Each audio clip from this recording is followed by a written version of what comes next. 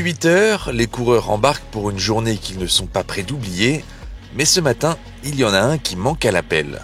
Un coureur, il a loupé le départ, encore à l'ancienne heure, certainement. On va pas l'attendre, hein. Tant pis. Hein. Qui s'y manque je crois que c'est Alexis qui manque. Alexis. Ouais. Bon allez, on y va. On l'attend pas. Pour rien au monde, Alexis n'aurait raté le programme. 250 km, 9 monts à franchir, 7 km de pavés. Gand-Wevelgem, c'est une classique qui fait rêver. Et oui, pour nous, c'est une belle occasion. C'est pas un monument, mais c'est une très grosse course qu'on a la chance de participer. Donc, on a une très belle équipe et on va essayer de bien performer aujourd'hui.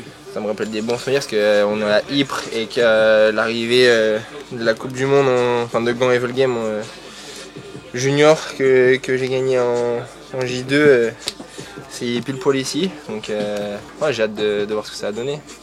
Même si là, quelques petites plaies et tout, dû la semaine dernière, mais enfin il y a 2 jours plutôt. Mais voilà, on va voir. On va essayer de tout donner. La course se termine souvent avec un sprint en tout petit comité. Pour pouvoir jouer sa carte, il faut donc mériter sa place dans ce groupe de quelques privilégiés. Habituellement, c'est une course qui peut sourire aux sprinters, mais cette année, il y a quand même le vent, je pense, qui va rentrer en jeu, avec notamment le Moorrun là, dans le nord de la Belgique.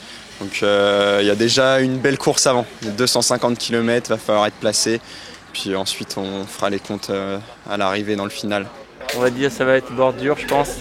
En effet, le vent est probablement l'un des éléments dont il va falloir le plus se méfier. On va l'avoir soit 3 quarts face ou 3 quarts dodo, donc ça va être une course rapide, je pense. Ouais, ça va être une course, je pense, assez dangereuse avec les bordures, donc il faudra faire attention. Ouais.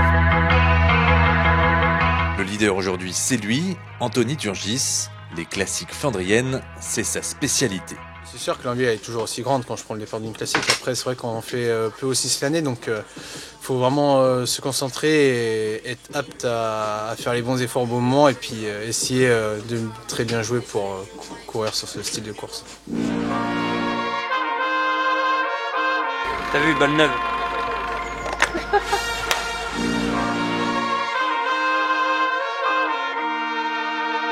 Le staff de l'équipe est lui aussi confronté à un gros défi, passer des bidons tout au long du parcours, une course dans la course. Du coup, on y va au kilomètre 45 pour le premier passage des bidons. Là, il y a une échappée de 9 coureurs, il y en a deux de chez nous, c'est Alexis et Sam. Donc pour l'instant, tout va bien. Il faut que ça continue comme ça. Allez les gars, Thomas, bidon dans 500 mètres.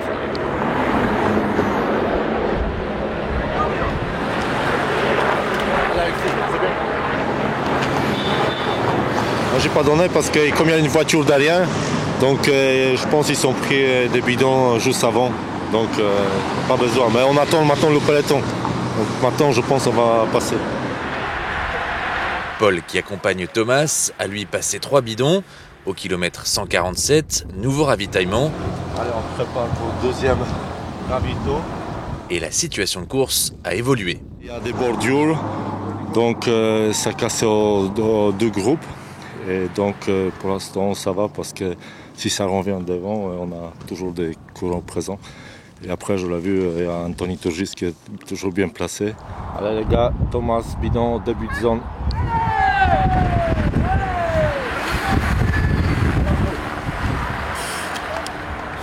Thomas Gachignard, malade et sans énergie aujourd'hui, a été contraint à l'abandon.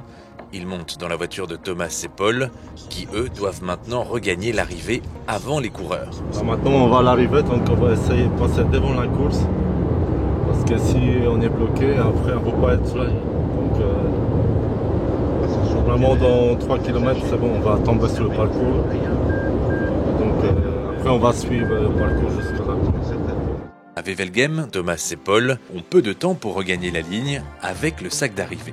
Et maintenant on y va à l'arrivée, ouais. Ils vont pas tarder parce que là ils sont 10 km de l'arrivée.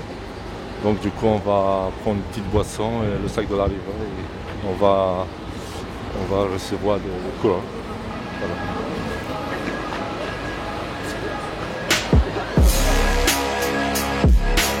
l'arrivée, c'est Mads Petersen qui franchit la ligne en premier après un sacré numéro en solitaire de près de 70 km. Anthony, lui, termine 12e.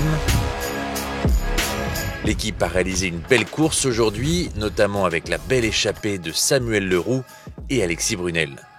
Gand, ça a toujours été une course que j'ai toujours aimée, et puis là, d'être avec Sam à l'avant, être à deux à l'avant, c'est un truc qu'on voulait faire depuis très longtemps, donc chose faite.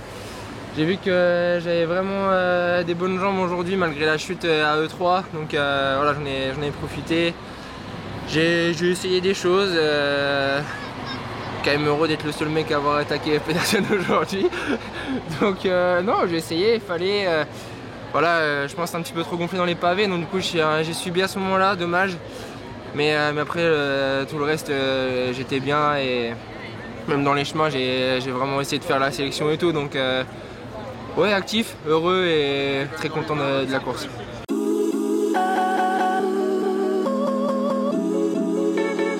Le prochain rendez-vous pour l'équipe, c'est dans 2 jours en Normandie pour Paris-Camembert. Une course que le team Total Energy a remportée il y a 2 ans. Quant à la prochaine immersion, il faudra attendre de nouveaux pavés, ceux de Paris-Roubaix.